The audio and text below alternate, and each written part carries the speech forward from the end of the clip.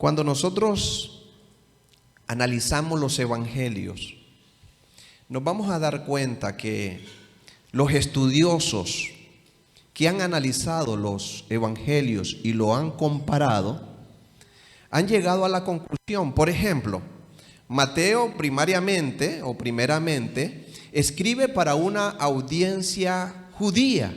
Y la razón principal por la cual escribe a los judíos es que quería persuadirlo de que Jesucristo era el Mesías de la profecía y que en él se cumplían todas las promesas hechas a Abraham y a David en el Antiguo Testamento. Ahora, cuando abrimos el libro de Marcos retrata a Jesús de una manera que nos impacta. ¿Por qué razón? Porque presenta a un Jesús en acción, pero al mismo tiempo a un Jesús sufriente. De ahí que los estudiosos nos llegan a decir que, por ejemplo, el escritor Lucas, que presenta a Jesucristo como el Salvador de la humanidad, pero al mismo tiempo hace resaltar de una manera extraordinaria la vida y el ministerio de Cristo, su compasión hacia los enfermos, pero se identifica también con los marginados sociales.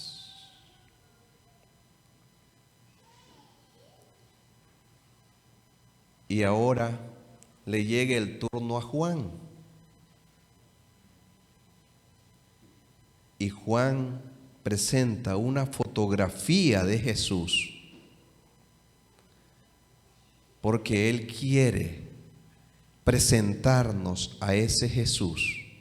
Y la manera que él utiliza para presentarlo es presentarnos las evidencias que Cristo viene con credenciales divinas y que en Cristo está la plenitud de la divinidad.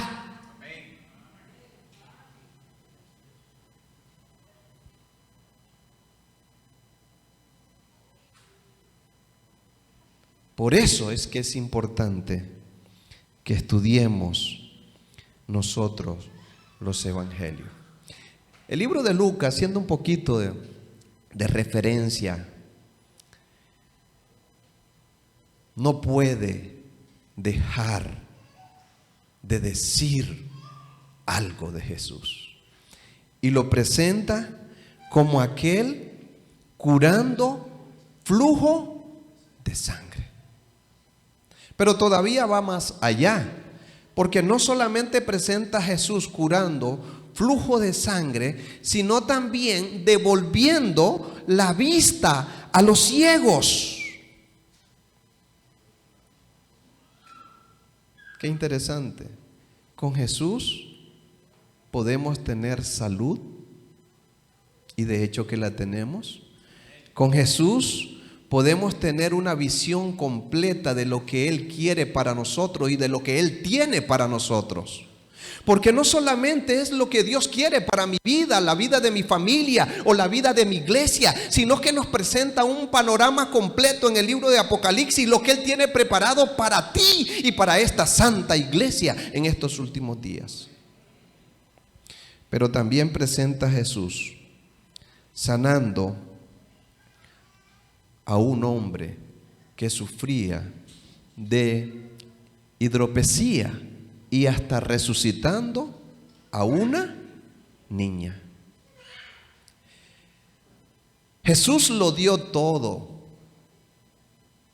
y lo dio todo, lo entregó todo y se entregó a sí mismo para que tú y yo seamos felices. Pero lo que más me impacta, apreciados líderes, es que Jesús, al darlo todo, no esperaba nada, no esperaba recibir nada de ti a cambio. No esperaba recibir nada de mí a cambio. Todo lo hizo por gracia. Es más, Jesucristo entregó su propia vida y lo hizo de una forma infinita, de tal manera que a través de su gracia nosotros podamos disfrutar de todas las bendiciones que el cielo tiene reservadas para sus hijos que caminan en integridad en este último tiempo de la historia de este mundo.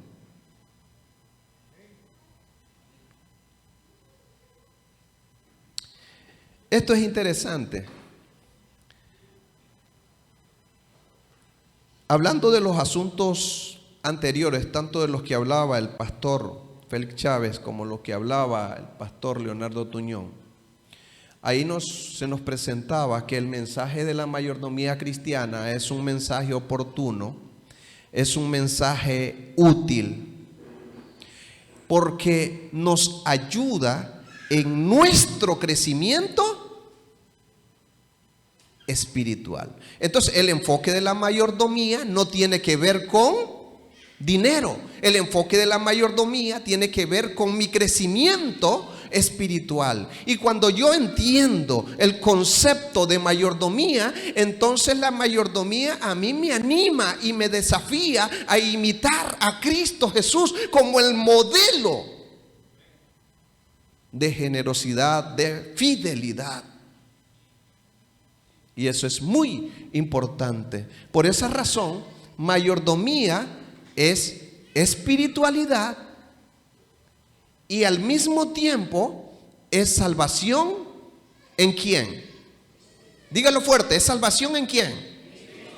En Cristo Jesús. A Él sea la honra, la gloria, la excelencia por los siglos de los siglos. Pero no puedo pasar por alto responder o que nos respondamos esta pregunta. Esta pregunta es clave. ¿Soy confiable para Dios y para los demás? Y le agregamos un poquito más. ¿Soy fiel con Dios y con las demás personas? Otra, ¿soy generoso con Dios, con su iglesia y con los demás? Cuando analizo el aspecto de que si soy confiable, de que si soy fiel, de que si soy generoso, debo de preguntarme, ¿cómo es que Dios me ve a mí? Y esto es sumamente importante que respondamos. ¿Cómo Dios me considera a mí? Miren este pensamiento. Porque la Biblia muestra que Dios está buscando personas.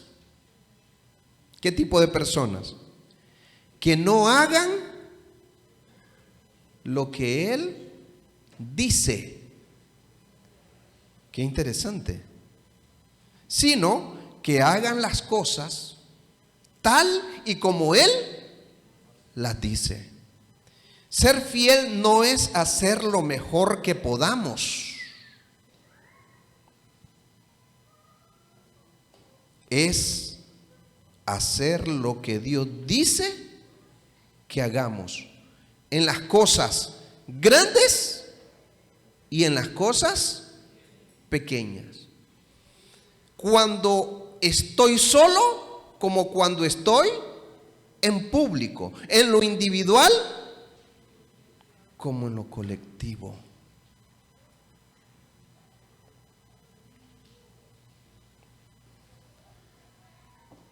Tú que observas la sociedad, ponme atención. Voy a fijarme en alguien que está orando por mí en este momento y le voy a hacer la pregunta. Ok, ya llamé su atención. Por eso voy a preguntar, ¿cómo ves la sociedad hoy en día, en este siglo XXI?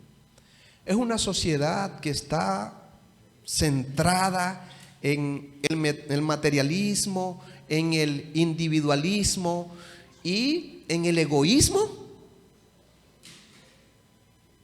Y en vez de estar enfocados en ser generosos y además de ser generosos, ser altruista con los demás, que es lo que a Jesucristo le agrada. Porque Jesucristo al venir a este mundo, en primer lugar, Dios entregó, dio, dice la Biblia, porque de tal manera amó Dios al mundo que dio. Jesucristo vino y dio su vida. Y Dios y Jesucristo espera que tú también y yo dé y que seamos ejemplo de generosidad. Porque al retratar en los evangelios a Jesucristo, lo presentan como el Mesías generoso, el Mesías compasivo, el Mesías bueno, que quiere lo mejor, Cristian, para cada uno de nosotros.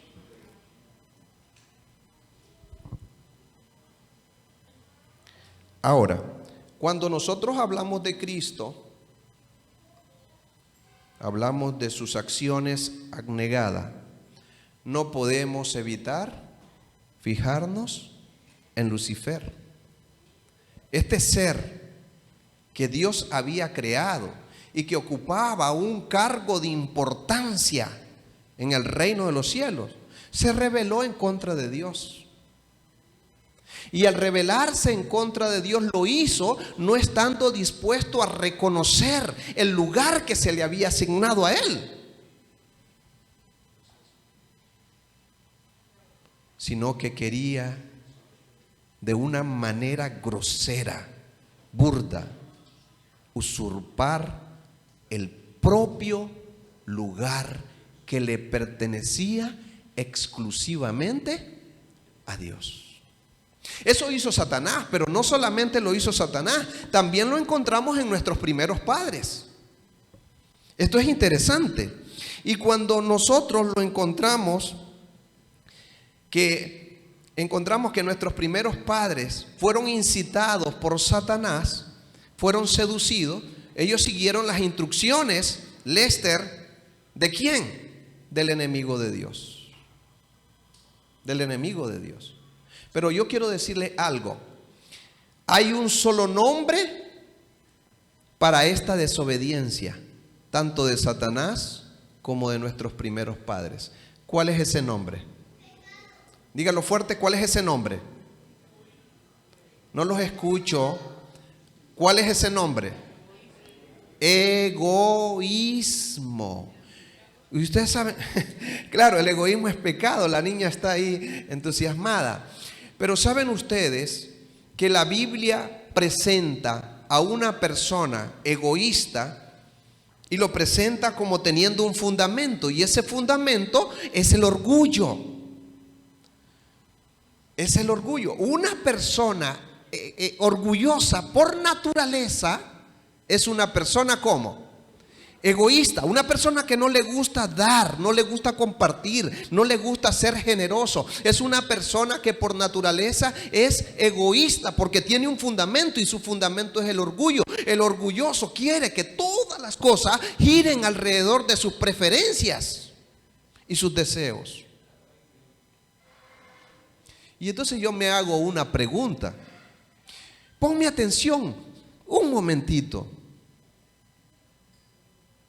Si yo hago que todo quiera girar a mi alrededor y yo ser el centro del universo,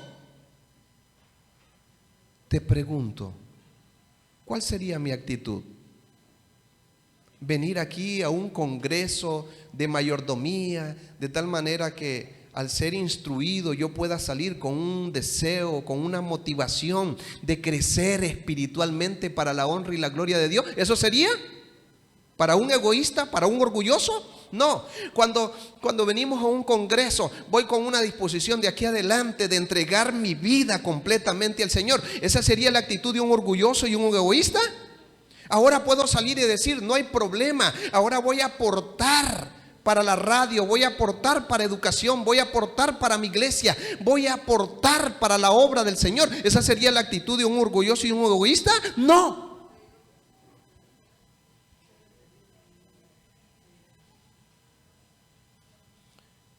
Te cuento una historia. ¿Quién me está tomando el tiempo? ¿Qué? Ok, me quedan 8 minutos. Estaba el predicador entusiasmado. Y dicen, Amados hermanos de la iglesia, usted tiene que ganar lo más que pueda. Y se levanta ya David Nelson. Amén, aleluya. Es un ejemplo, David. Y dice el predicador: amados hermanos, líderes, usted no solo debe de ganar lo más que pueda, usted debe de ahorrar lo más que pueda. Amén, aleluya, alabado sea el nombre del Señor. Y ahora el predicador dice: pero amados hermanos, usted no solamente debe ganar lo más que pueda, no solamente debe de ahorrar lo más que pueda, usted debe de dar lo más que pueda. Y dice: ya arruinó el sermón. Pero cuando Jesucristo pensó en ti y pensó en mí, lo dio todo. Y con Él se vació todo el cielo a favor de la raza humana. Porque de tal manera amó Dios al mundo, que ha dado a su Hijo unigénito, para que todo aquel que en Él crea no se pierda, mas tenga vida eterna. Eso es lo que Cristo te ha dado a ti.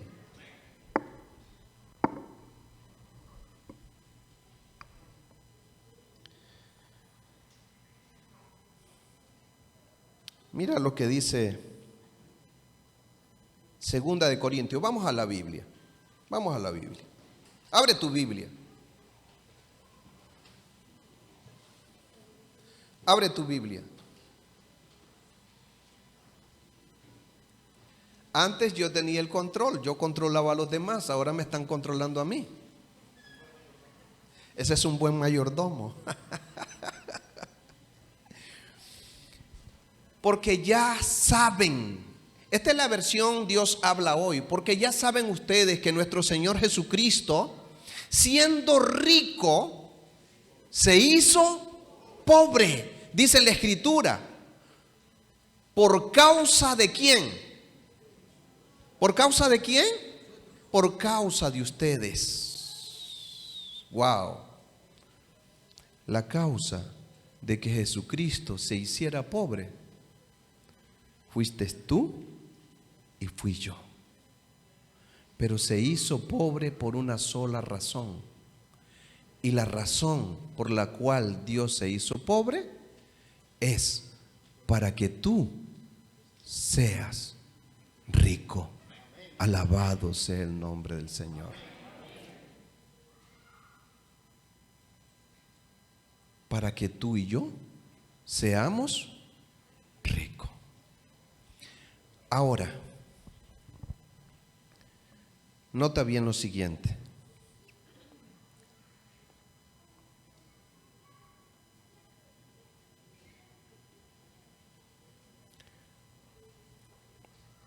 Hay un pensamiento de la sierva del Señor y yo quiero que te quedes con este pensamiento.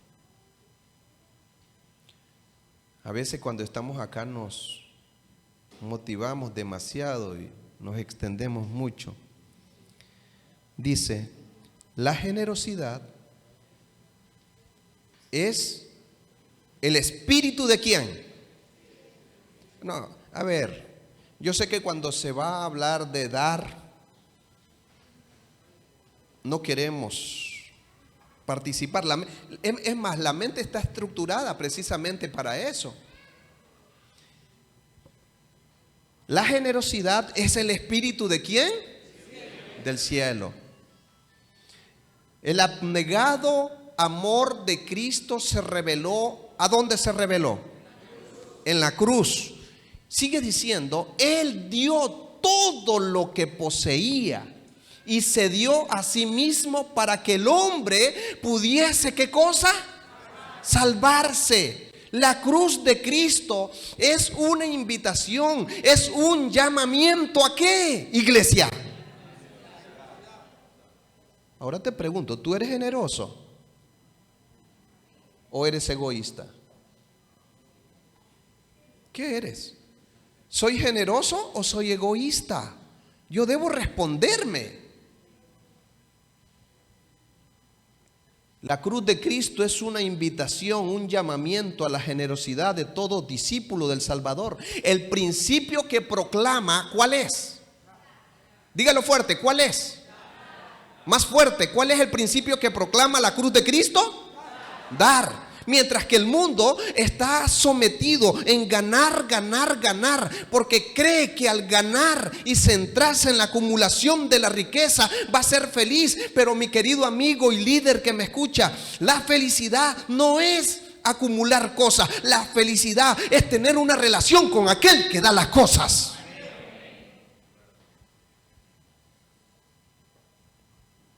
Jesucristo lo dijo: me enseñarás la senda de la vida. Ante tu presencia hay plenitud de gozo, delicia a su diestra para siempre. Ese es el mensaje de la mayordomía. El mensaje de la mayordomía es oportuno y es útil porque Cristo desea tener una relación estrecha contigo. Y si tú cada mañana te propones nutrir, desarrollar, consolidar esa relación con Cristo, el cielo estará cada día aplaudiendo esa decisión. Que Dios te bendiga.